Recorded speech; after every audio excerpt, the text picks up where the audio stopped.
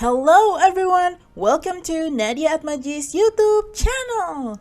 In this episode, I will take you through the Natural History Museum in London, United Kingdom. A very special museum indeed. And it's free, by the way.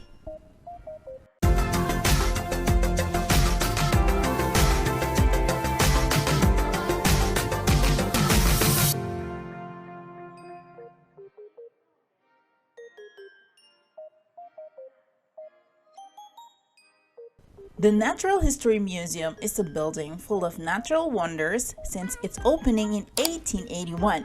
Since then, the museum's collections have grown to around 80 million specimens. Each of them enables us to understand the natural world, the way it began, how it developed, and what its future may be. Over 300 scientists and specialists work here studying the specimens to unravel some of nature's greatest mysteries and to help us deal with the problems to the natural world is now facing.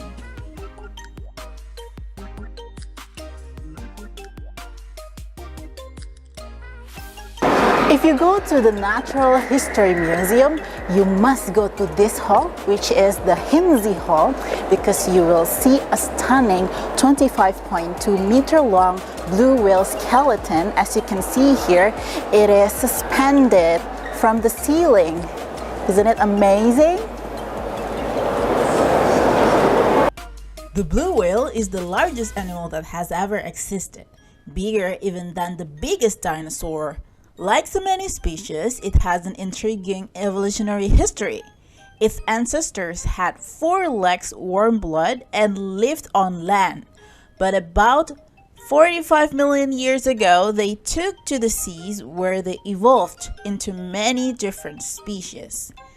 One of the most remarkable things about the blue whale is the way that it feeds. And the scientists in the museum say that they try to reflect that in the position of the skeleton in Hintze Hall. The whale skeleton was shown in a diving position with its mouth open as though it's eating on krill. Krill are tiny shrimp-like creatures that are super abundant in the ocean. So you've got one of the largest animals on the planet known to have existed feeding on some of the smallest. Hintze Hall is named after an Australian philanthropist who donated to the hall. Aside from the magnificent hall, there is an interesting fact about the ceiling of the hall. It is a golden cover for a spectacular natural treasure trove.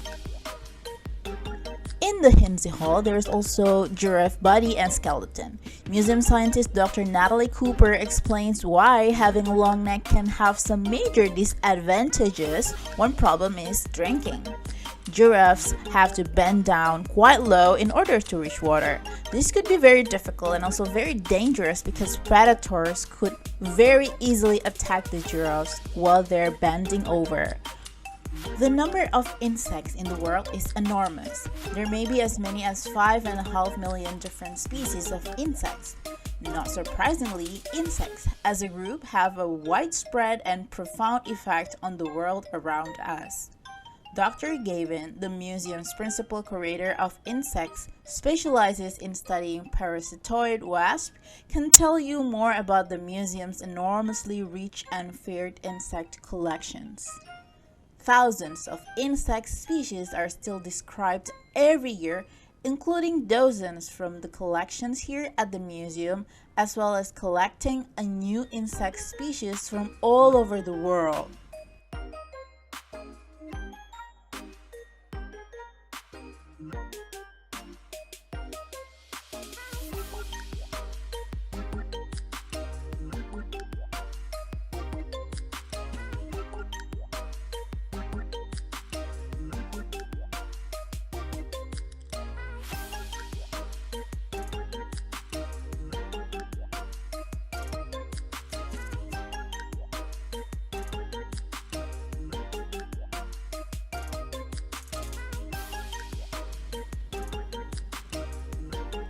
The museum holds more than 400,000 mineral and rock specimens. They are used to study major environmental changes in the development of our planet and to find new sources of crucially important minerals. Professor Richard Harrington, head of Earth Sciences at the museum, explained how the rocks give us evidence of a significant event in the Earth's early history. He further explained the ocean that was full of iron at the time started to be the home for a type of bacteria that were able to use light energy to photosynthesize and produce oxygen.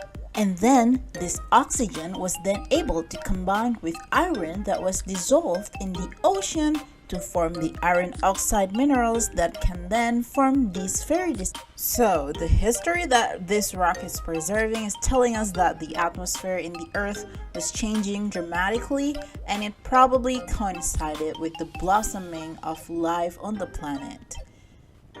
This rock is also important because banded iron formations are the major source of the world's iron. The iron is essential for modern life, like the buildings that we live in, the railways that we travel on, the cars we drive, all have major amounts of iron in them. We have to be very careful with how we use these kinds of resources because by studying these rocks, we understand that these take millions of years to form, and so these aren't going to be replenished in our lifetimes. The star specimens and exhibits in Volcanoes and Earthquakes gallery includes the earthquake simulator showing what it was like during the 1995 Kobe, Japan earthquake, the heat suit and field equipment used by scientists studying volcanoes, cast of victims from the Mount Vesuvius eruption of AD 79, objects melted by lava flows, hydrothermal vents that release hot magma from under the sea, historic seismographic equipment, building techniques to guard against earthquake damage. Indonesia's active volcanoes, education installation are also among the installation as well.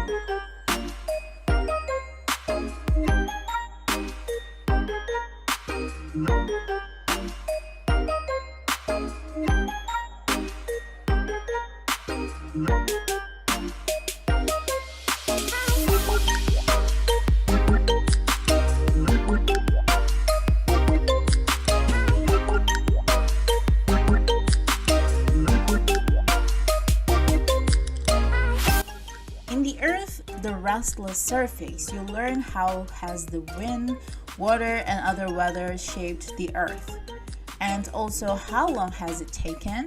You can also see dramatic rock and mountain formations and a giant stalagmite and find out how they formed. Discover how stones change shape and explore interactive exhibits in the Restless Surface gallery. Star specimens and exhibits are frozen lightning captured in desert sand, the ancient life that makes up limestone, interactive displays showing how wind and water can turn sand into waves, a tombstone sundial, and minerals born from sea.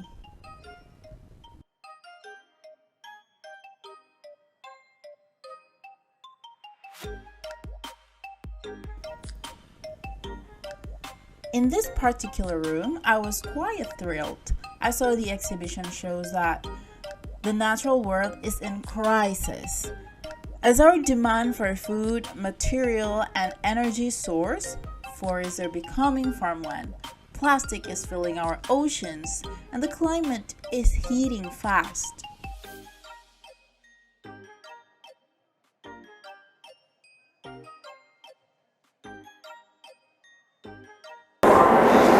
Hey guys, so there's an interesting fact about this animal. Would you please tell us, Alan, about this animal? Yeah, sure. So the horseshoe crabs are found, this particular one is a North American crab, and it's got something in its blood called LAL. Okay. It's got bright blue blood because its blood is full of copper, whereas ours is full of iron. And this chemical in the blood called LAL, they're actually using to check for bacteria in pharmaceuticals. So including the vaccine that we're using now for coronavirus, they'll take a batch of the vaccine, take part of that out, they'll test it with this LAL, and if it turns into a jelly, then we know it's not safe for humans to use. If it stays as a liquid, then it's safe for us to use. Wow. So because of these creatures, we can know that our medicine that we're using today is actually safe for us. Oh, I see. And then other than in North America, can we find this creature in other parts of the world? Yes, there are also 3 Asian species: South Asia, China, Japan, around those coasts. Oh, I see. Well, that's really interesting. Is it always this big? They're normally a little bit smaller. This is a particularly big one. This is a very old one. We think this one was a female because the females are bigger than the males in general. So the fact that it's this side probably means it was old and that it's a female. And what about, how do we call this? Is it a fish or what? It's actually part of the scorpion family. Scorpion. So it's closest, even though it's called a crab, it's closest to scorpions and spiders. Wow, this is really interesting. And the blood color is blue. Yeah, and it's a blue color, which is because of the copper in the blood. If you think of the Statue of Liberty in America, which is also made out of copper, it's that blue color. And their blood is almost the exact same blue. It's a light blue, very bright blue color. Okay, thank you very much, Alan, for the information. Pleasure. Explore the evolution of life on our planet in the From the Beginning gallery. Discover early sea creatures, dinosaurs, mammals, and ancient fossils. Go on a journey through time from the Big Bang to the present and take a peek into the future. Find out how our solar system was formed, learn about the variety of life that's lived in our planet, and discover just how late humans arrived on the scene. Star specimens and exhibits include 3,500 million year old microfossil that represent the earliest life on Earth, sea creatures that moved onto land and some that went back to the water, evidence of flying reptiles and dino birds, early whales, horses, bats, and primates that thrived after dinosaur extinction, the animal species that humans have helped drive to extinction.